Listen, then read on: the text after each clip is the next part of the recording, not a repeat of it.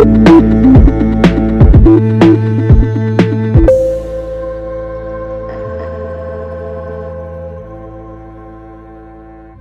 A continuación tenemos al doctor Víctor Lanchi Zúñiga. El doctor es especialista en medicina interna, posee un máster en endocrinología avanzada, igualmente un máster en nutrición clínica, un diplomado en docencia universitaria, un diplomado en enfermedades de inmunodeficiencia en VIH-Sida, un diplomado en desarrollo local y salud, es docente de la Universidad Técnica de Machala y médico tratante del Hospital Teófilo Dávila. El doctor nos va a acompañar el día de hoy con el tema diagnóstico y actualización en el síndrome metabólico. Muchas gracias, doctor Víctor Lanchi. Bueno, primero muy agradecido, buenas noches a todos y muy agradecido la invitación que me hicieron y siempre prestos a esta situación del conocimiento y a la vez para eso de ahí estudiamos esto que es una de las mejores carreras o la mejor carrera que puede tener el ser humano. Miren, me invitaron a hablar de este tema que es diagnóstico y actualización del síndrome metabólico. Ustedes entenderán que este de aquí es un tema muy amplio, es un tema inclusive un poco polémico para algunos que utilizan mucho la semántica y la epistemología, y para otros, en cambio, es un término que debería no existir, debería ser más certero. ¿Por qué les digo así? Porque miren, es una publicación de la revista Cardiología del año 2005, hace muchos años, en las cuales saca los criterios relacionados con trastornos metabólicos. Y dice que pensamos en obesidad central, en HDL disminuido, en triglicéridos, en aumento de la presión e hiperglicemia. Estos 5 aspectos son las 5 variables que se utilizan para síndrome metabólico, claro. Y dice que de los 5, puede el paciente tener 3, pero la importancia básica de este tipo de situaciones es que de 2 a 3 veces aumenta la enfermedad cardiovascular si diagnosticamos síndrome metabólico. Y se relaciona con la mortalidad y la morbilidad de situaciones de SB o de diabetes en forma prematura. Entonces, eso fue el justificativo para la existencia. Entonces, como ustedes pueden ver, es muy diferente a la charla que acabamos de escuchar relacionada con la diabetes, que es algo fijo, el diagnóstico es tal, pero aquí no. Aquí utilizamos muchas variables. Y peor aún con lo que vamos a mencionar. Ojo, pero sin embargo, si a mí me preguntan al final de la charla, doctor, ¿y entonces para qué sirve el estudio metabólico? Es para saber adelantarnos a la diabetes. O sea, yo me puedo adelantar a diagnosticar un paciente que es candidato a ser diabético, claro, la prediabetes y el síndrome metabólico. Tan enredado es que la OMS, el grupo de resistencia de insulina de endocrinología, el ATP3 y ahora el ATP4, el IDF, que es el grupo, la Federación Internacional del Diabetes, y el grupo de endocrinología americano, cada quien saca sus criterios. Ojo, los 5 hace un momento son los más utilizados. Pero esto de aquí, cada quien saca sus criterios. Y no solo sus criterios, sino que al paso de los años hemos ido cambiándole de nombre. Antiguamente se podía llamar, o se llamó, síndrome plurimetabólico. Cuarteto de la muerte, que ya vamos a ver algunas diapositivas de dónde viene esto de aquí. El síndrome de resistencia a la insulina, que ahora simplemente es cuestión de coger una cinta métrica y medir, no tenemos que estar pidiendo insulina en sangre. Eso es hacerle gastar dinero al paciente. No pidamos insulina. Peor aún a un gordito que tenga acantosis nígrica, es decir, tenga el cuello más oscuro, sea el cuello, las axilas o entre las piernas, más oscuro. No tenemos que pedir insulina en sangre, tenemos que medirle la cintura. Y el síndrome dismetabólico, entre otros. Y entonces aquí empieza un grupo de diapositivas relacionados con este curso que se dio en Buenos Aires, que se llama FEPREVA, en el cual dieron o desglosaron al síndrome metabólico. Por lo tanto, yo aproveché y puse algunas diapositivas para poder entender esta situación. Miren, en metabolismo, un baluarte en el planeta se llama el doctor de Fronzo. Cuando nosotros tenemos la oportunidad de escucharlo a de Fronzo, obviamente hay que dejar de hacer todo porque es un maestro en la parte metabólica y en la parte diabética. De Fronzo dice en el año 1987 que el trastorno metabólico camino a la diabetes consta de un triunvirato, es decir, una confabulación entre el hígado, entre el músculo y entre la célula beta. Eso dice, hígado, músculo, célula beta, es decir, empezaría por un hígado graso, por una disminución del pool de células beta y por una alteración de los triacilgliceroles que se van a meter entre la actina y miosina, dando la llamada sarcopenia, es decir, dejan de hacer ejercicios o se vuelven inactivos físicos o se vuelven sedentarios. Pero pasa el tiempo y de Fronzo lo cambia de nombre y le dice, no son 3, ahora me doy cuenta que son 4, pero verán que estamos hablando de los 1900.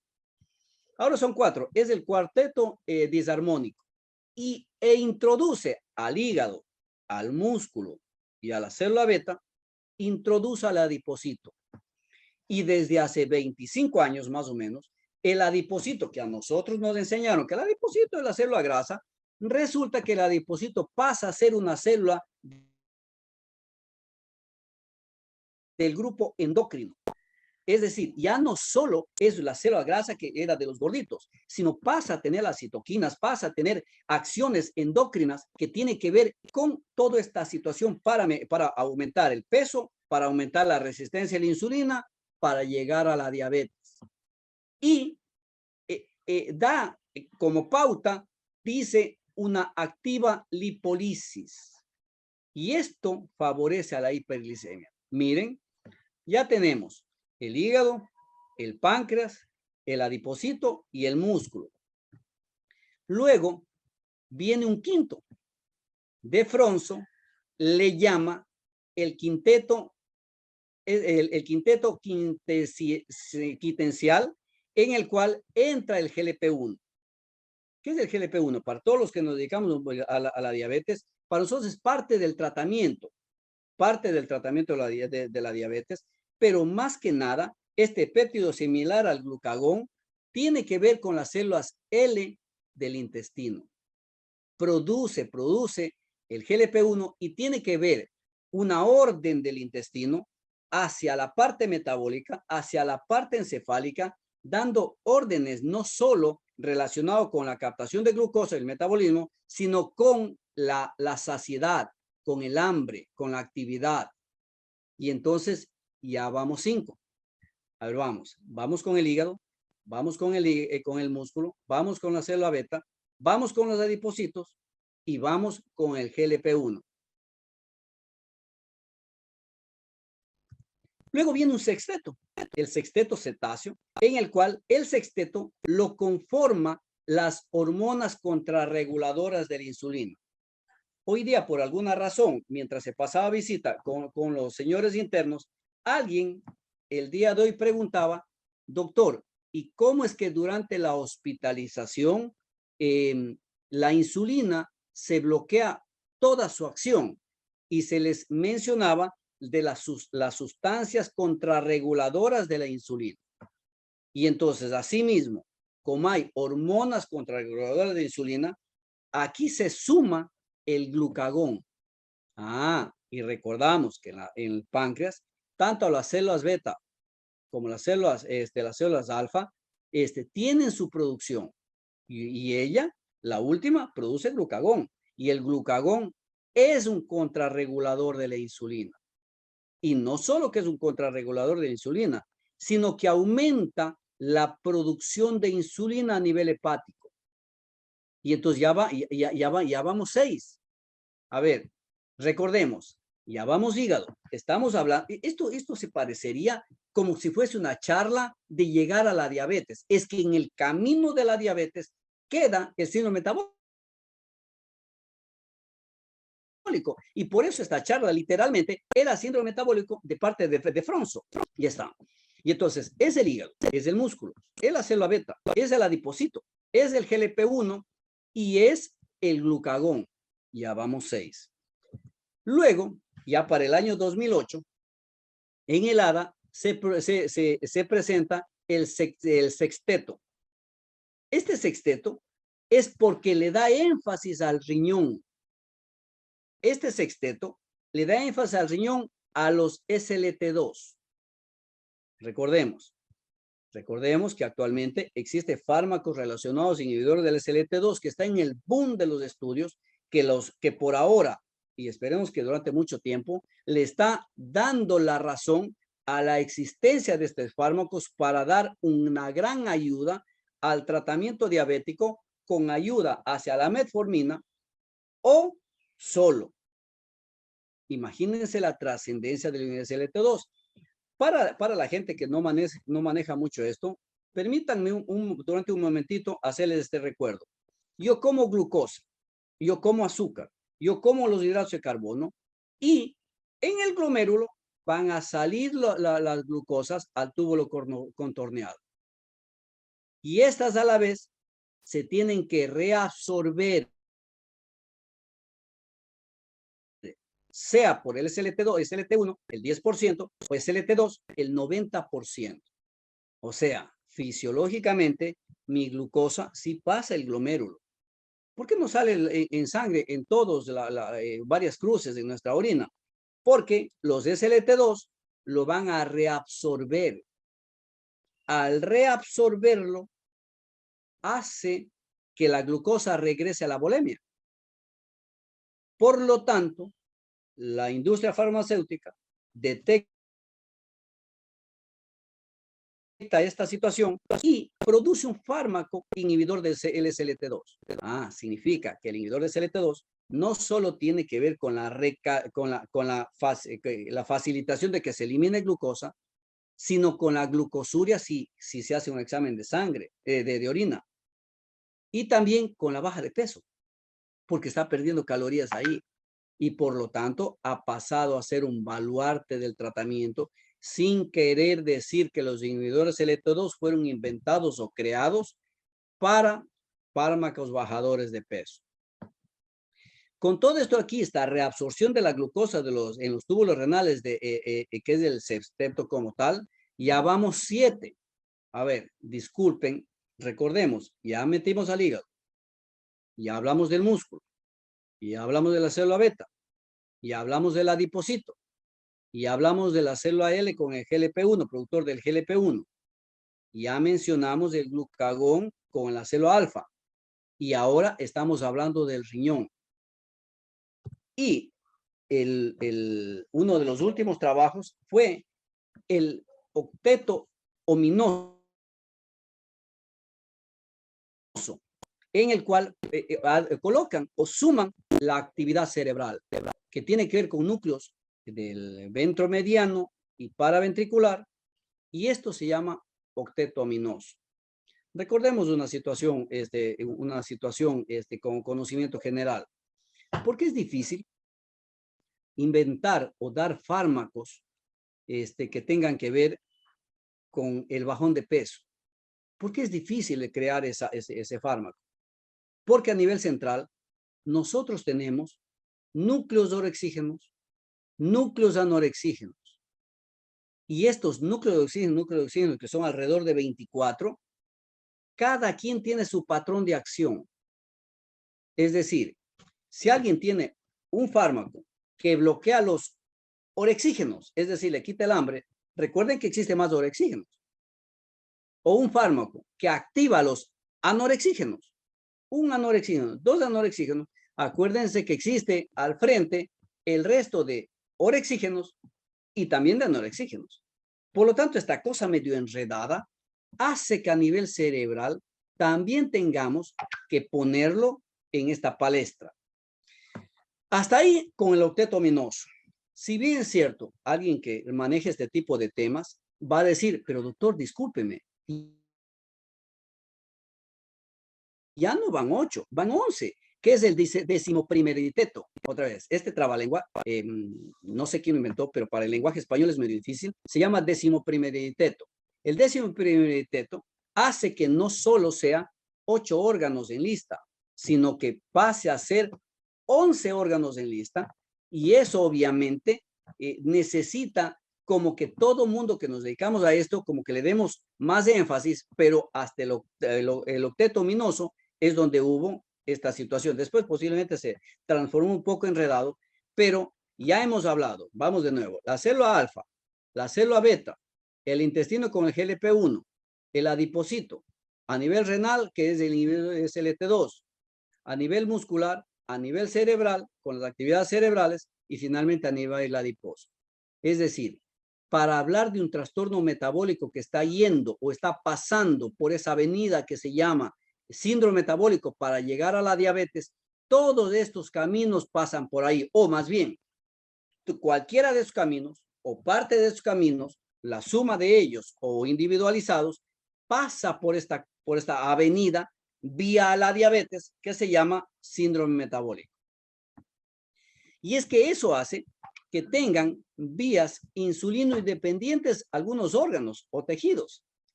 Por ejemplo, recordemos, ¿acaso nosotros dependemos de que el cerebro solo sea glucosa? No, también hay fosfolípidos ahí, pero si fuese de glucosa, el 50% de la glucosa lo utiliza el cerebro.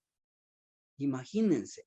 Por eso, jóvenes, yo veo que bastantes jóvenes aquí, hay mucha gente que mientras se dedican a estudiar mucho, pueden hasta bajar de peso porque resulta que la glucosa a nivel encefálico se está metabolizando. Miren qué pasa con el hígado, o se está consumiendo.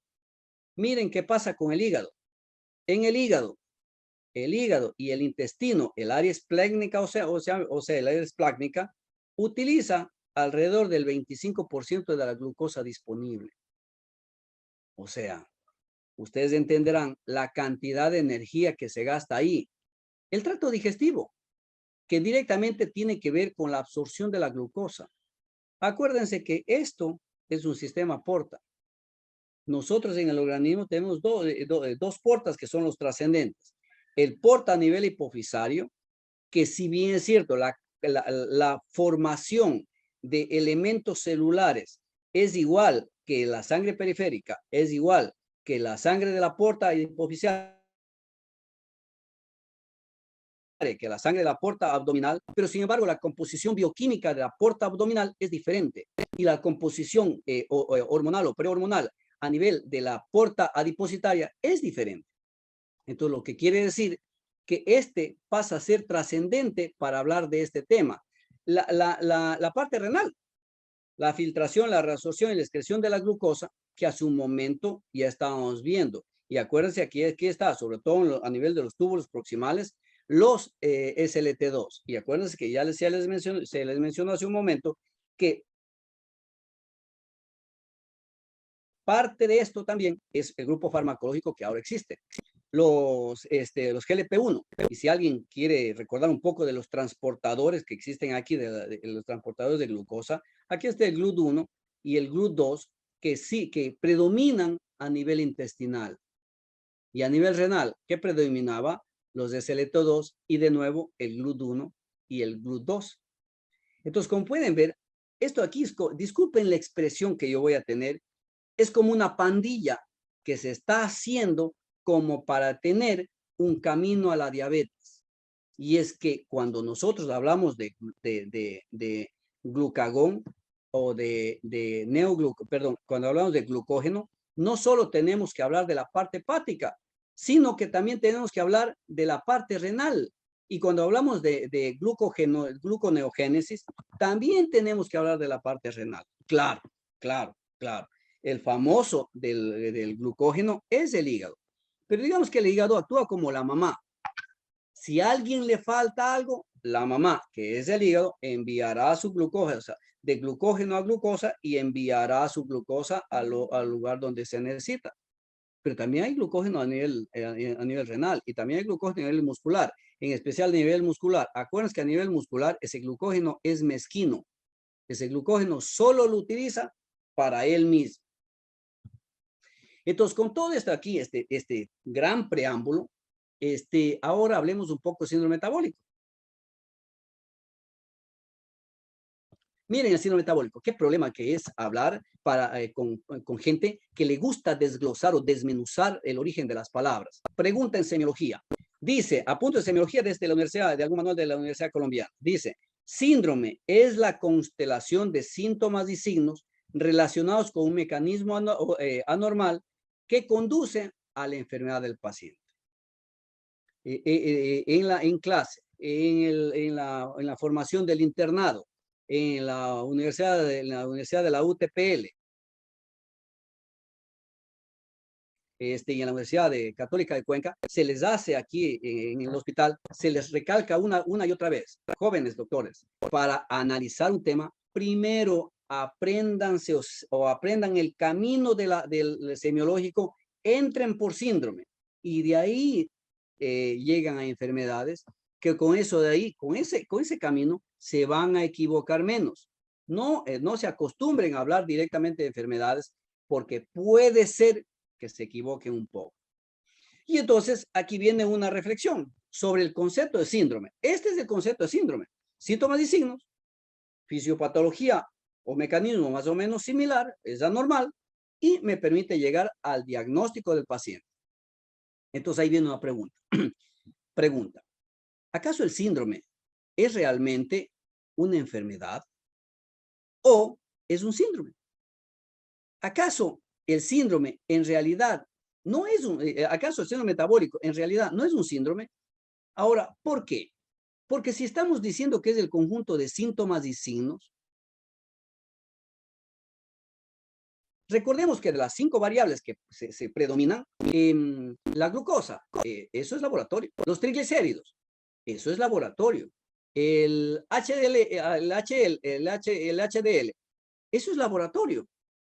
Esto significa como que no estamos dando énfasis a lo que nosotros acabamos de hablar. Claro, lo que pasa es que arbitrariamente colocan un conjunto de situaciones de carácter bioquímico y algo de clínica para relacionarlo con riesgo cardiovascular. Pero ustedes entenderán que lamentablemente a nosotros nos toca en las universidades dar clase relacionados con esto, haciendo respetar el término síndrome, aunque no cobije el concepto básico de lo que es un síndrome, pero se llama síndrome metabólico. Y entonces, dentro de los componentes del síndrome metabólico, se puede sumar un sexto. A ver, ya sabemos la cintura, ya sabemos el HLA, ya sabemos la presión, ya sabemos la glucosa. Pero miren, estados proinflamatorios o estados protrombóticos. Acuérdense, todo diabético es un estado proinflamatorio o protrombótico. Todo fumador es un estado proinflamatorio protrombótico y todo obeso es un estado. Ahora imagínense un diabético obeso fumador. Y hablemos un segundito de los protrombóticos. Imagínense nosotros que tuvimos que hacernos cargo de los hospitales, en este caso acá en Machala, del Hospital Teófilo Ávila, algunos de los doctores, y enfrentarnos a un obeso, fumador, diabético con COVID, los marcadores, los reactantes disparados a miles, y encima de eso, evitar que se infarten. Esta cascada de citoquinas que se produce en el fumador, en el obeso y en el diabético, más lo que veíamos en el COVID, obviamente, fue algo aventurado lo que vivimos. Miren, pero si nosotros reunimos más criterios de síndrome metabólico, tenemos que hacer una lista. En los criterios de síndrome metabólico está la resistencia a la insulina, ya mencionamos. La glucosa, ya mencionamos. La glucosa postprandial, bueno, este de aquí no lo estamos mencionando ahora. El hiperinsulinismo como término, ya vamos a desglosar un ratito. La triglicéridos estamos. El HDL, ya lo mencionamos. La presión elevada, la mencionamos. La circunferencia de la cintura, ya la mencionamos. Pero nos falta la microalbuminuria. Pero nos falta otros factores de riesgo. Y eso, que aquí todavía falta el grupo relacionado con trastorno metabólico, síndrome metabólico del grupo de endocrinología estadounidense, en donde ahí ponen el hígado graso, ahí ponen el hipotiroidismo subclínico, la poliquistosis ovárica, que después de un ratito al menos lo vamos a mencionar. Pero miren esta cantidad de situaciones que pueden pertenecer al síndrome metabólico. Y es que cuando nosotros desglosamos el síndrome metabólico, depende de la guía o depende del estudio que estemos hablando. Y entonces, como pueden ver ustedes, cada uno de estos de aquí, 1, 2, 3, 4, 5, 6, 7, 8, 8 de estos ejemplos no siguen un mismo patrón. Claro, claro. Nosotros seguimos el de la OMS, que se relaciona con el IDF o con el ADA, que coincide, aunque la diferencia entre el ADA y la OMS y la IDF, dice la IDF que den una situación cardinal a la cintura, ¿ya? Pero entre los dos llegan a decir que 3 de 5 hacen diagnóstico.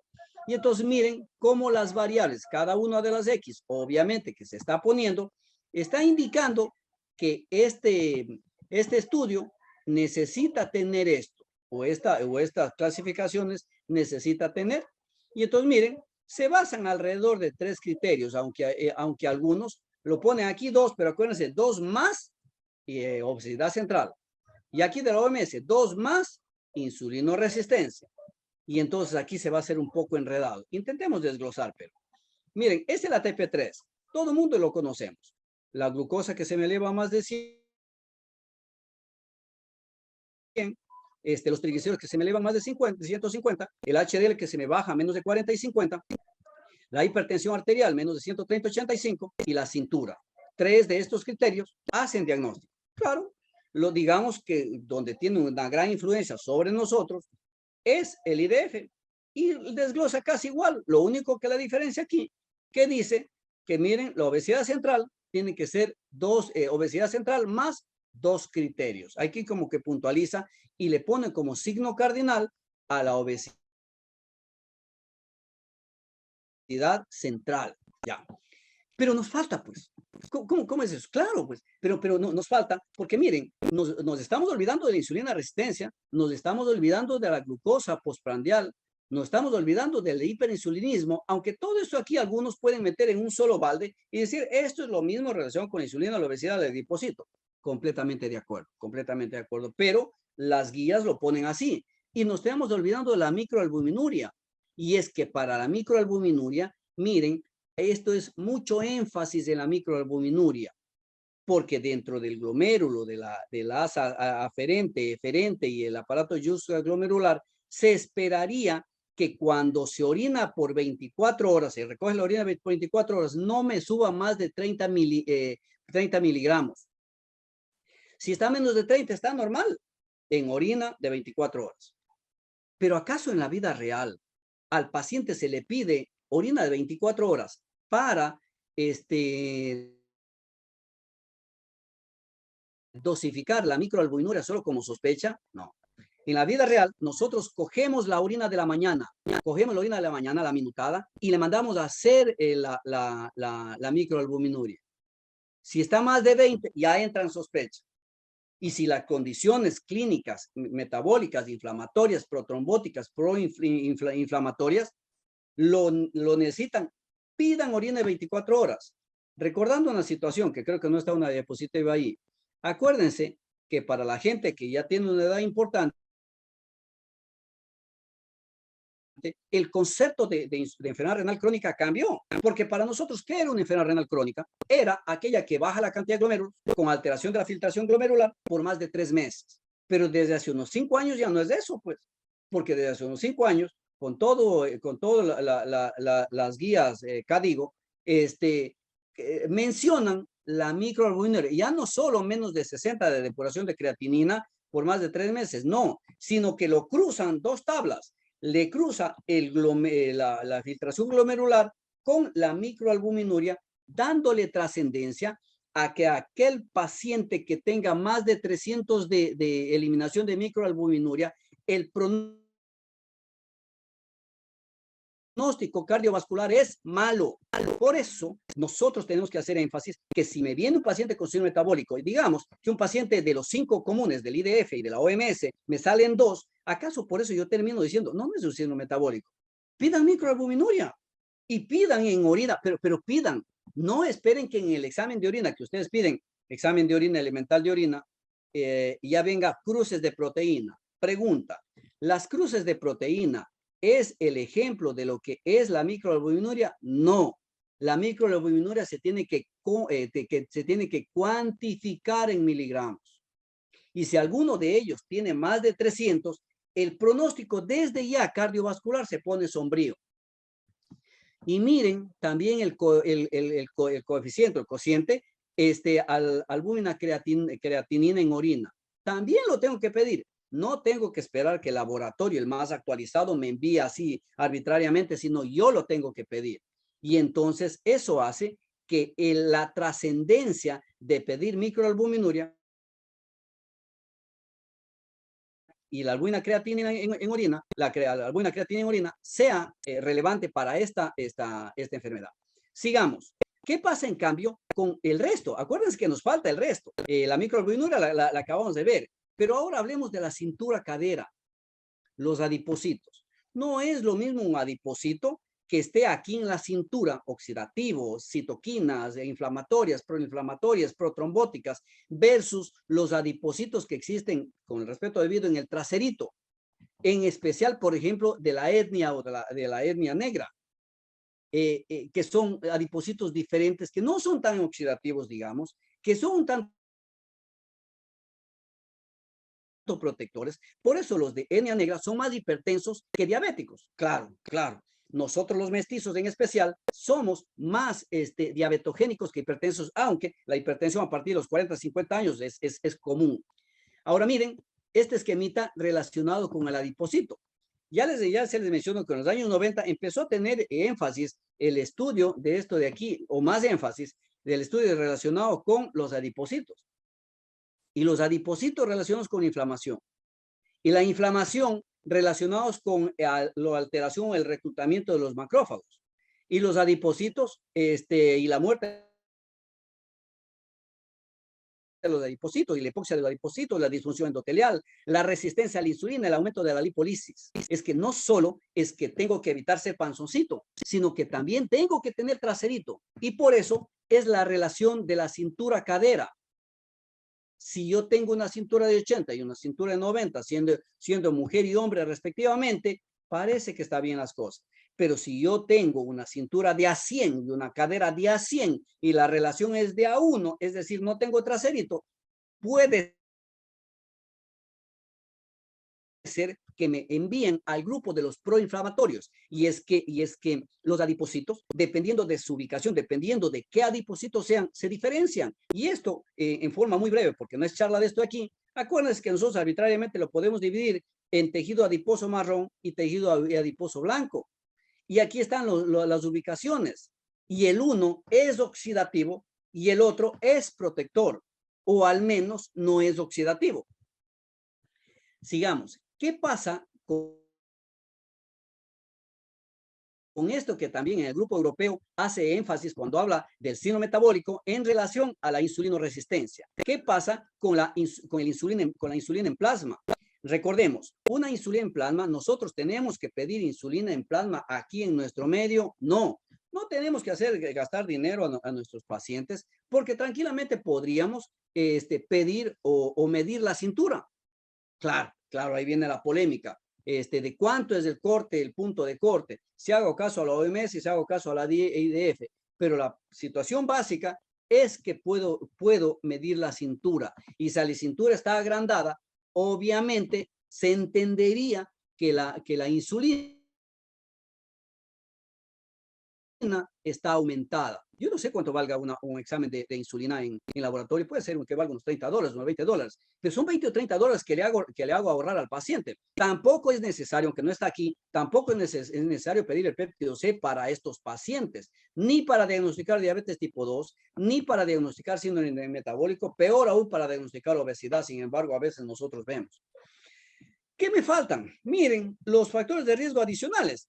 Me falta la historia de la familiar de los diabéticos, la poliquistosis ovárica, el grupo étnico y el sedentarismo. Y es que cuando nosotros hablamos de la poliquistosis ovárica, ¿se acuerdan que hace un momento ya utilizamos una palabra más o menos similar? No, más o menos similar, la misma palabra, pero para otro contexto, que es el triunvirato.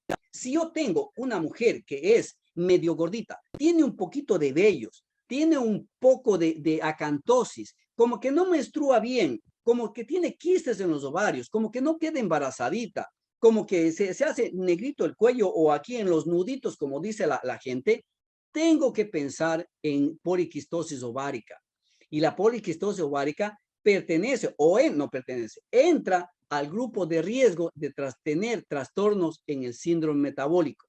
Y aquí está el exceso de andrógenos, el exceso de insulina y la obesidad de predominio abdominal. Entonces, esto es fácil.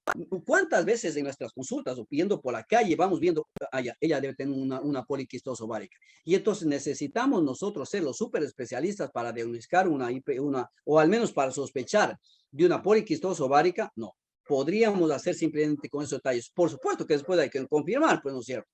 Miren la historia familiar, ya sabemos. Mi papi es diabético, yo tengo el 30% de posibilidad de ser diabético. Mi mami también es diabética y mi papi es diabético, suma el 50%. Bueno, pero si ya sabemos, ¿qué hay alguna otra situación que podría traer a colación? Es ser el número de hijos. O sea, no es lo mismo yo ser el primer hijo de una diabética, de una obesa, que ser el segundo, tercero o cuarto hijo. Y entonces, miren, si yo tengo una mamá que mientras más pare, más hijos tiene, más riesgo de síndrome metabólico tiene. Bueno, aquí nos sale otra diapositiva. Y si yo soy el hijo 3 en adelante, tengo más riesgo de tener un síndrome metabólico camino a la diabetes. Entonces decía, vayan preguntando ustedes, vayan recordando ustedes qué número de hijos son. Y si su mamacita es medio gordita, bueno, vayan apuntalando bien su futuro en nombre de la actividad física, porque es lo que como que el mundo se está olvidando. Tanto es así que empezamos hace muchos años, por ejemplo, está la desde el año 2015, hace muchos años, el término de sedentarismo y se dio énfasis al término sedentarismo. Acuérdense que en la ciencia estamos en la fase del desaprender para reaprender. Es decir, tenemos que desaprender lo que no está bien ahora. Posiblemente antes era verdad o lo entendimos mal. Para reaprender lo que está bien. ¿Por qué les digo esto aquí? Porque una de las recomendaciones desde el grupo de vista nutricional es que los médicos aprendan a diferenciar entre lo que es un sedentario y lo que es un activo físico. Y entonces muchas veces nosotros en clase en las universidades uno pregunta, alza la mano, ¿quién es sedentario? Y los jovencitos, en vista que no hacen ejercicio, hacen la mano. Lo que podrán ser es inactivos físicos, pero para sedentarismo hay varios scores. Uno de los scores, al menos que a uno le enseñaron, y es el que yo me manejo mucho más, es este score, que es el SARS-F, en el cual da 5 variables. Miren, y si tiene más de 4 puntos, ya, es candidato a ser sarcopénico.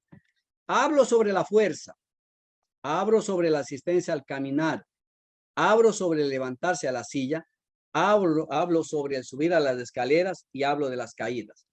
Y alguien de auditorio puede decir, oiga, eso parece geriatría. Sí, es que se relaciona un tanto más hacia la geriatría, porque ahora que existe un montón de adultos mayores, nuestra obligación desde el punto de vista del conocimiento es que tenemos que formarnos en geriatría, al menos con un diplomado, o ayudarnos con nuestros especialistas de geriatría para que nos ayuden. ¿Por qué? Porque este paciente, si no solo que pasa a ser sarcopénico, sino que también pasa a ser frágil. Imagínense, el abuelito, el gordito, diabético, exfumador, criado en ese entonces con leña, con cigarrillo, con querex, con querosene, con carbón, con mecheros. Es decir, tiene una biota suficiente para lesionar la parte pulmonar, para hablar de situaciones arterioscleróticas y para hacerlo cansar más el paciente y encima de eso, diabético. Y encima de eso, vive con la esposa, que digamos que inventemos que este paciente tiene 80 años y vive con la esposa de 78 y utilizan 8 medicamentos cada uno. Imagínense la polifarmacia. Y este paciente sarcopénico antropométricamente no va a dar como para decirle, oiga, salga a caminar, porque para decirle que salga a caminar, ustedes por lo menos, o nosotros los médicos, perdón, no solo ustedes, sino todos los que estamos aquí, debemos saber prescribir ejercicios. Por eso es bueno formarse más a más de la especialidad en nombre de diplomados, maestrías o lo que sea, para poder hablar con propiedad, hablar de nutrición. Tengo que formarme en nutrición, pues. Hablar de prescripción de ejercicios. Tengo que saber la prescripción. Diagnosticar eso. Aquí está. Si quieren diagnosticar sedentarismo, bueno, esta es una de las escalas que nosotros generalmente utilizamos. Ya está. Pero con todo esto de aquí, veamos, sigamos con factores de riesgo. El envejecimiento, la gestación, el sexo masculino, los no modificables. Ahora miren, factores modificables tradicionales, la obesidad, bajar de peso, que difícil que es, diabetes. Ya el maestro Pasquel ya nos dio una charla magistral. La dislipoproteinemia, la hipertensión, el sedentarismo de nuevo y el tabaquismo. ¿Por qué les pongo así? Porque tras esto de aquí vienen otros más que son parte de la realidad actual. Por si acaso, en los años 90, cuando yo estudié, a mí no me enseñaron nada de esto. Y esto ha ido saliendo al paso de los años. Al paso de los años es que las poblaciones de migrantes con cambios de estilo de vida, nacer con menos de 5 libras, nacer con más de 9 libras, tener la poliquistosis ovárica, ese va al síndrome metabólico. Situaciones inflamatorias, situaciones tóxicas, situaciones trombogénicas, el panzoncito que fuma, con el respeto debido. La contaminación ambiental, ir a México y escuchar en los celulares, a partir de este momento, el semáforo no sé cuántito, por tanto los carros de 15 años para atrás tienen que estacionarse y después de media hora en medio del Congreso, oye, ¿para qué sonó de nuevo mi celular? Porque otra vez, los carros con más de 5 años tienen que estacionarse y dejar de movilizar, porque la polución es tal que ya no es apta para la parte humana. La violencia, la historia familiar, la acromegalia, las infecciones, las injurias inmunológicas. Por Dios, ¿de qué fallecen nuestros pacientes inmunes reumatológicos? De infartos. ¿De qué se acompañan? De hipertensión, de diabetes, nuestros pacientes con CEAs. ¿Acaso ellos mueren por CEA? Mueren de infartos, son diabéticos, son hipertensos. Y antes de eso, tuvieron que pasar por un trastorno metabólico. El estrés psicosocial con sus diferentes vías que nos intentan enseñar. Regresemos a este grupo argentino. Miren, esta terminología, si bien es cierto, no son tan nuevas, pero vale la pena, yo creí conveniente, poner aquí como para escuchar un momento. La adipocitopatía, que se vincula con la insulinoresistencia y no existe exceso de tejido graso, sino que además no solo existe exceso de tejido graso, sino que además es disfuncional. No está funcionando bien. La adipocitopatía. Miren, la hipótesis portal en trastorno metabólico. Es decir, hace un momento ya se les mencionaba, es decir, en lo que el tejido adiposo con gran cantidad de actividad metabólica por su lipólisis libera ácidos grasos libres. No es lo mismo la composición bioquímica de la sangre periférica versus la sangre portal, pues. Y ahí vienen situaciones tales como la insulinoresistencia y la insulino hepática y la insulinoresistencia muscular, sobre todo en músculos sarcopénicos. Adelantemos algo a la última diapositiva. Nosotros que nos dedicamos a pacientes graves o a pacientes hospitalizados, no es lo mismo yo estar pasando un paciente hospitalizado cuya circunferencia del brazo me ande con 21 centímetros. Yo les invito a ustedes, el que sea delgadito, coge un ratito una cinta métrica y mídase. Ustedes van a tener más de 21 o la pierna a tener menos de 23. No es lo mismo ahí, o sea, ese músculo, el músculo como reserva energética, ese músculo ya no me sirve como reserva energética.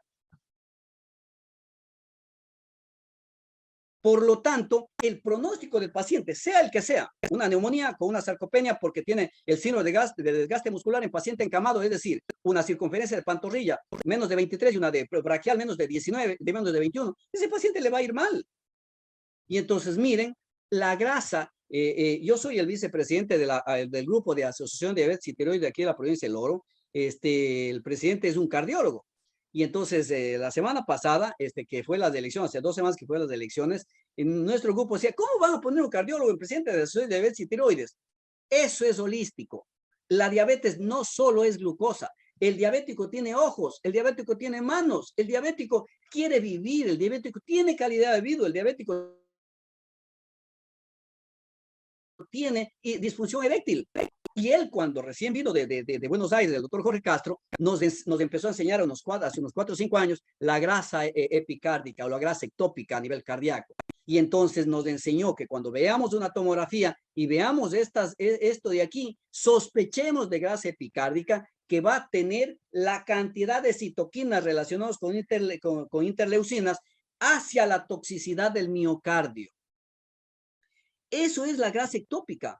Pero no solo es esa situación, sino que ninguna célula del organismo tiene la capacidad de aumentar potencialmente la cantidad de grasa, pero el adipocito, de donde sea, puede expandirse hasta 8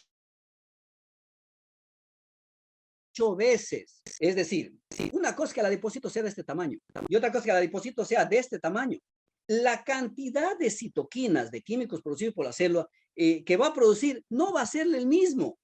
Lo que quiere decir que es fácil darse cuenta del tejido oxidativo que va a tener y la disfunción del adipocito, la adipocitopatía que hace un momento se mencionó.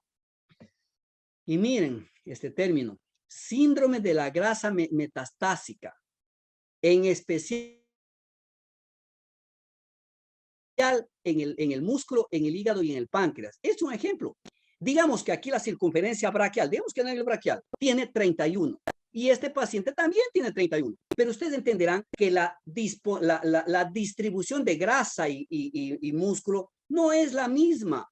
Por eso vale la pena, aunque sea torpemente, de utilizar la bioimpedancia. Yo sé que va a haber algunos retractores, no, pues había impedancia, todo tiene muchos pero al menos una de 4 polos ya algo nos va a decir sobre la composición de grasa, de músculo, de hueso y agua. Porque esto es la reserva energética. Esto es lo que nosotros vemos pasando visita toditos los días, sobre todo con el grupo de cirugía, cuando el grupo de todas las áreas quirúrgicas nos llaman, después de unos días estar hospitalizados, el paciente ya se infectó, ya se sobreinfectó, y es un diabético, y es panzoncito, y vamos a ver con músculos casi nulos, menos de 23, menos de 21, menos de 23, menos de 25, braquial y pierna. Por Dios, se acabó la reserva energética, nos están llamando tarde. Como dijo el doctor Pascal alguna vez lo escuché hace muchos años, dijo la diabetes es una enfermedad que se llega tarde. Y eso es completamente verdad. Se llega tarde. O sea, lamentablemente, aquel que diga, yo diagnostico un diabético a tiempo. ¿A tiempo de qué? Pues si el síndrome metabólico tiene de 10 a 15 años o hasta 20 años de existencia en el cual yo pude influir sobre esta persona para evitar no solo darle esta enfermedad, sino postrar a la familia sobre una enfermedad metabólica. Y en el hígado, versus la edad, versus la estatosis, versus la fibrosis, predisponen a la cirrosis al cabo de unos 10 años. Pero ojo, esta no es la cirrosis de la EGNAC. Recordemos, la cirrosis de la EGNAC es la cirrosis del alcohol, pero aquí estamos hablando de una cirrosis debido a trastornos metabólicos por incremento de la producción de la glucosa, del glucógeno, la glucosa entra y sale, entra y sale, entra y sale. Al cabo de muchos años, esta glucosa que se guarda a nivel del hígado, en la grasa se empaqueta, se guarda a nivel del hígado, hace que se vaya fibrosando. Y miren, no puede ser que nosotros le terminemos haciendo una biopsia, por supuesto. Si estuviéramos en otro lugar, bueno, sobre todo para una cirrosis. Pero estamos aquí en el Ecuador y no puede ser que él tenga que gastar $350 con un fibrotest, o un examen de sangre, no, como que no me da. Entonces, nosotros como alternativa, yo sé con todos los peros que se puede escuchar, ¿qué se le recomienda a los médicos residentes o cuando tenemos los posgradistas? Que utilicen el score de FIT4, cojan, abran FIT4, guarden, pongan las solicitudes de ahí, las traminasas, las plaquetas, todo eso ahí, y le sale un score aproximado a lo que está teniendo el paciente, si está fibrosado o no. Porque acuérdense que en el momento que un hígado se fibrosa, ya ese paciente pasa a ser irreversible esa fibrosis. Miren, lo que se publica hace unos meses, la sarcopenia y el síndrome metabólico, cruzándose o relacionándose con el hígado graso. Y es que, pregunta, todo sarcopénico, es decir, piernas delgaditas con cuerpote o brazos delgaditos con cuerpote, ¿puede tener hígado graso? Posiblemente sí, pero es un hígado graso no alcohólico, es un NASH. Con toda esta cadena de citoquinas y deficiencias que ustedes están viendo en esta lista. Miren, músculo y síndrome metabólico. El músculo es tono, es fuerza, darme la forma. Con respeto debido, las mujercitas a veces les gusta un tipo bien tónico. Ok, masa. Pero una cosa es la fuerza, otra cosa es la función y otra cosa es la resistencia. Entonces, perdón, la masa, la fuerza y la función. Yo tengo que dividirlas. Por eso yo se les sea mencionar en clase, una cosa es que alguien sea masa y otra cosa es que sea fuerte. Pues. Y otra cosa, por eso hay flaquitos, calandracas, disculpen ese tipo de terminología que yo utilizo, que son flaquitos, pero tienen una fuerza de toro, como dice nuestra gente del campo acá. ¿Qué? Y otra cosa es los funcionales. Entonces, si a este músculo lo mediría por mitocondrias, por lisosomas, ahí sí sería certero esa situación. Pero hasta mientras nos contentamos con saber que si yo mido circunferencias, puedo decir que este músculo está desgastado. Si yo le pongo un score de SARF-F, puedo decir que está sarcopénico y desde ya con la mezcla de esto aquí puedo decir que la reserva energética de este paciente está mala. Y miren, la importancia de los adipocitos en ciertas situaciones locales perivasculares. ¿Qué pasa con los adipocitos que rodean a las coronarias? ¿Acaso son adipocitos? Así, no, solo la coronaria se tapó, llegó un stent, le recanalizó. No, ese adipocito es disfuncional. ¿Qué pasa con la grasa pericárdica? ¿Qué pasa? Que si tuviésemos la oportunidad a medio cantidad de síndrome metabólico, medio cantidad de obesos y media cantidad de diabéticos, hacer un IBU, es decir, una eco intraluminal, es decir, de vascular, una eco a la pared del vaso. Y es que en la eco de la pared del vaso, acuérdense, cuando se hace visible la placa de aterosclerosis adentro del vaso. Eso nos enseñó el IBU en el año 2001 en Sydney, en el cual se detectó que al hacer la eco al vaso, cuando el grosor de la pared superaba el 40%, recién ahí se iba a hacer luminal. Y en los años 90 y tanto, 92, 93, cuando a mí me daban aterosclerosis, a partir de los 40 años empieza la aterosclerosis. Qué equivocado que era la situación. Pero no equivocado en ese momento, equivocado ahora. Porque acuérdense que el término verdad, desde el punto de vista del método científico, es la que soporta la falsabilidad. Entonces ya está. En ese tiempo era la verdad. Después han cambiado los conceptos y por eso todas las felicitaciones del mundo a la gente que se está dando el tiempo para escuchar este tipo de charlas, porque es la única forma de seguir aprendiendo. Y miren, ¿y qué pasa con estos trastornos en el síndrome metabólico, trastornos inmunológicos, pero sobre todo relacionados con la microbiota? Biota, todo lo del ecosistema donde nosotros estamos. Disculpen el ejemplo que voy a poner, la troncal, el epicentro de una biota, donde confluye una biota, es la olla de la casa. Porque ahí las mamás o los que cocinan o las que cocinan, ahí entra ahí entra la papa, ahí entra la col, ahí se conjuga la biota de nuestro ecosistema y va a llegar a mi intestino y eso se va a llamar microbiota. Y esto de aquí influye sobre mi metabolismo. Por eso en las ratas zombie, el doctor, el doctor Patricio López Jaramillo hace las combinaciones de heces, le saca heces a la rata gordita y le pone, le hace un trasplante de heces a la rata delgadita, a la rata ovi, y después de un tiempo, la rata ovi resulta que se engorda. Y al revés, la rata delgadita le saca las heces, la microbiota, y le pone a la gordita, y la gordita se adelgaza. Y entonces la microbiota también tiene que ver, pues. Pero yo no estoy diciendo que traten con los probióticos del sistema metabólico, no, pero el tiempo lo va a decir. Pero desde ya están las dudas relacionadas con la microbiota. Y es que dependiendo dependiendo del esquema o de la escala que yo utilice para diagnosticar síndrome metabólico, resulta que puedo ir mejorando o captando los pacientes. Es un ejemplo de este estudio mayor de 65 años para captar más pacientes. Y alguien puede decir, esa herramienta es vieja porque más nos hace asustar. Pero es que si no hablamos del mismo idioma, acuérdense que el síndrome metabólico, no les voy a hablar un síntoma específico del síndrome metabólico, porque no existe, pues. Lo que va a haber es una situación de mensajes. Vas a ser diabético, estás inflamado, eres proinflamatorio. Y miren, para ir finalizando, ¿qué es lo que pasa con estas nuevas terminologías y más datos, sobre todo para meterse en el síndrome metabólico? Este dato a mí me gusta, los antropométricos.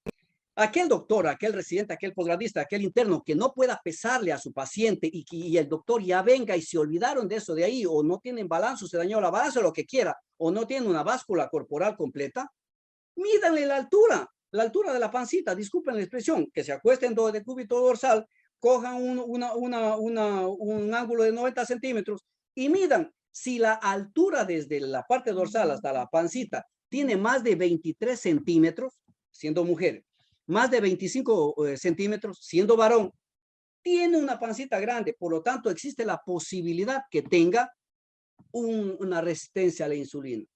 Y todo el resto que está ahí, que ya mencionamos. Y miren, nosotros que muchos médicos, no nosotros, muchos médicos nos enfrentamos al COVID, pasamos 1 año y medio disfrazados y coordinando y hablando de las enfermedades inflamatorias y qué hago con el diabético, con COVID, todas esas situaciones. Ustedes saben que la enfermedad metabólica es un factor de riesgo de progresión y pronóstico. No es que más COVID le da a los metabólicos, no. Es que favorece la progresión y el pronóstico, porque si ustedes se acuerdan, hemos hablado de los proinflamatorios, hemos hablado de los protrombóticos. Y miren, cuando se habla de dieta, tanta información en dieta. Yo soy máster en nutrición, pero hay los nutriólogos, hay los licenciados en nutrición, hay los ingenieros no sé cuántito y así. Lamentablemente nos falta unirnos para hablar el mismo idioma, porque cada quien habla de su área. Creo que ahí nos falta. FELAMPE, que es una de las unidades a la cual yo pertenezco, al menos escuchamos charlas relacionadas con esto aquí a nivel Latinoamérica y a nivel hospitalario, pero a mí se me ocurrió poner este trabajo. Miren este trabajo, que es la alimentación restringida en el tiempo, se la apoda TRI. Y entonces, ¿qué es básicamente esta situación del estudio llamado TRI? Básicamente es eso, es que hay que respetar el ritmo circadiano y los ritmos diarios de la ingesta de la ingesta de comida. Digamos, no es lo mismo que una persona se despierte a las 9 de la mañana, desayune y a las 12 del día ya almuerce, pues. Son 3 horas. O 8 de la mañana y 12 del día. Son 4 horas. Y entonces este estudio se trata de coger y separar los alimentos a través de horas y horas para poder saber qué pasa con el peso y los trastornos metabólicos. Y también lo cruzan por esto, ven, lo cruzan por el ruido sueño-vigilia. Esto nos está matando el ruido sueño-vigilia, los celulares. Es decir, ya no hacemos higiene del sueño caemos de cansados por estar en esta ludopatía que lamentablemente nos ha metido los celulares. Y es que el TRI hace de alguna forma a este grupo de trabajo respetar las horas de sueño, la higiene del sueño y la separación de alimentos para ver qué pasa versus los trastornos cardiometabólicos. Y resulta tal como ustedes ven, si el paciente no respeta eso, favorece la glucosa elevada y favorece la intolerancia a la glucosa en ayunas. Bueno, y aquí es la diferenciación. Una cosa es que yo coma cada 4 a 12 horas y otra cosa es que coma cada 8 a 10 horas. Y entonces son todos los beneficios que encontraron este grupo con relación a la alimentación. Pero para ir finalizando, disculpen haberme extendido tanto, y esta es la última diapositiva. ¿Qué pasa con el síndrome metabólico y la disfunción cognitiva? Hace un momento yo hablaba de los adultos mayores. Tenemos la obligación de detectar cuadros demenciales. Tenemos la obligación de aprender de nuestro grupo geriatría, al menos al adulto mayor, mientras esté en la consulta, tome su papelito, tome su esfera, haga el dibujo del reloj para ver si la parte cognitiva está vigente o no, al menos eso. Y obviamente ayudarnos cuando sea necesario de geriatría, porque obviamente no todo el mundo tiene chance de irse a geriatra, pero en algo podríamos ayudar. Quiere decir que el trastorno metabólico se asoció con un deterioro cognitivo y una progresión de la demencia, sobre todo de tipo vascular. Y para finalizar, la última diapositiva. Es mi agrupación que está intentando hacer ver que en provincias como la que yo vivo, aunque yo no nací aquí, pero me siento muy orgulloso de esta provincia, se les invita al tercer Congreso Internacional de Diabetes, que se va a llevar en junio, así es que lo esperamos, y muchas gracias y mil disculpas, creo haberme pasado unos minutos.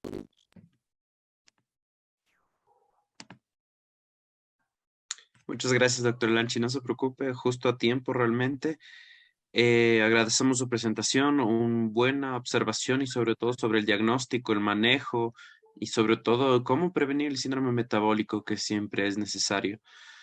Doc, unas preguntas tal vez que le podríamos hacer es, a futuro, ¿cómo considera que el síndrome metabólico podría convertirse en un problema, bueno, ya es un problema de salud pública en sí, pero a futuro, cómo este podría evolucionar a convertirse en un problema mucho más importante en a considerarlo tal vez nivel pandemia, y tal vez cómo podría afectar a largo plazo la mala alimentación y la publicidad constante que hay de las diferentes formas de alimentos que existen, sobre todo de comidas grasas, de comidas que no son recomendadas para el consumo.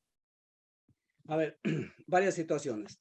El uno, yo creo que lo que más importante hemos mencionado, o se menciona en el grupo de endocrinología, diabetología y todos los que nos relacionamos con esta enfermedad, es la obesidad. Más énfasis en la obesidad. La pandemia llamada obesidad. Claro, muchos de los obesos tienen el síndrome metabólico.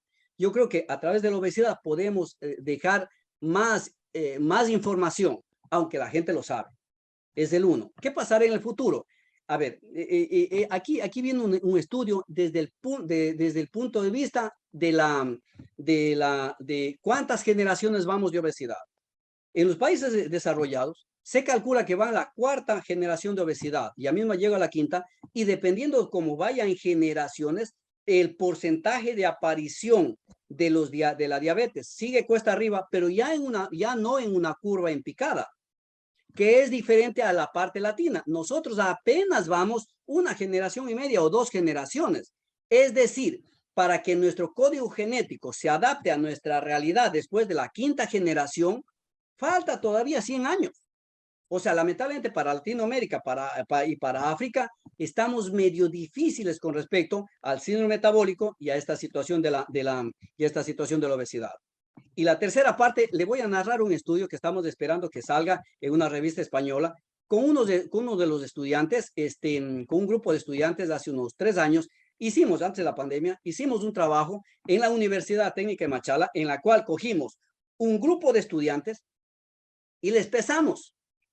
Le hicimos algunas variables antropométricas en el 15 de diciembre y lo cruzamos para el 15 de enero.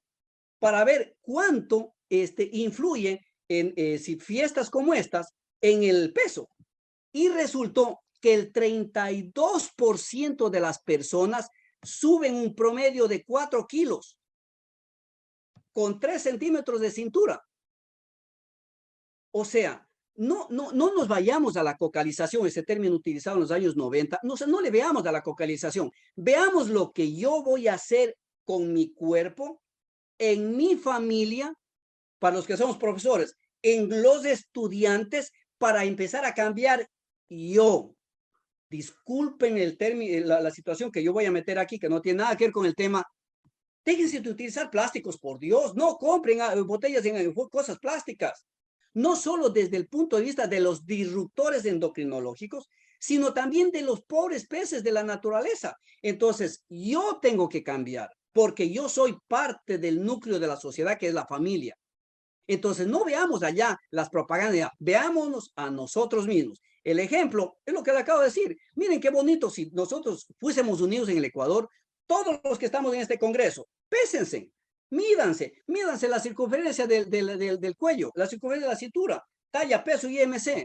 Y después de a mediados de enero, contáctense de nuevo, contactémonos de nuevo y digamos cuánto tenemos.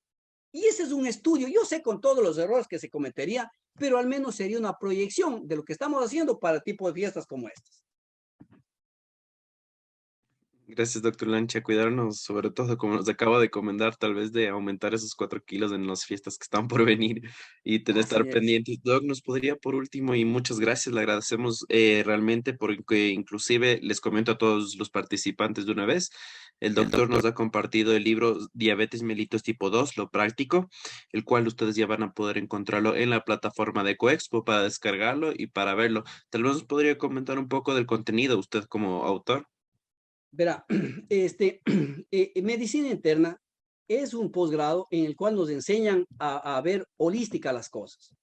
Que no se nos pase nada para que no se nos escape los diagnósticos. Endocrinología, al menos a mí me enseñaron a ser un tanto hiperglicémico céntrico, pero en el posgrado de diabetología es diferente. Entonces yo lo que intenté hacer es que el libro es más o menos a lo que fue el pensum del posgrado, o lo que dicen ahora sílabos, al pensum del posgrado, de recordar que el diabético no solo es glucosa, por supuesto, todas las flores y toda la trascendencia, la hemoglobina glicosilada y la variabilidad de la glucosa y todos los fármacos. Pero el diabético también tiene pies, el diabético también tiene huesos, el diabético también tiene ojos. Entonces, la idea fue coger autores, alrededor de 32 autores con sus diferentes especialidades, que nos ayuden en cada capítulo relacionado SB y diabetes, infarto del miocardio y diabetes, y en un lenguaje un tanto claro y un tanto corto, como para que sirva un manual para hacer lo que nos enseñaron en la formación de docencia universitaria. Dijeron, el médico es una acción cascada, es decir, lo que yo digo no tiene que ser falso, tiene que ser real para que los que me escuchen y no van a confirmar por la lectura, que deben irlo a hacer, a confirmar por la lectura, hacer de la prescripción hacia los pacientes. Por lo tanto, con todo el gusto del mundo, si les sirve ese libro, encantadísimo. Y si alguna vez me vuelven a invitar, les comento que va a salir el otro libro, el quinto libro, en cambio relacionado con cómo hablar con los diabéticos hacia la gente, no profesional en medicina, sino hacia el diabético puramente, que es el libro que me acaban de aprobar. Perfecto, Doc, muchas gracias y nuevamente les extiendo a todos la invitación al tercer Congreso Internacional de Diabetes y Tiroides, en el cual estará el doctor y cual nos podrá comentar un poco más sobre el adecuado manejo de estas patologías endocrinológicas.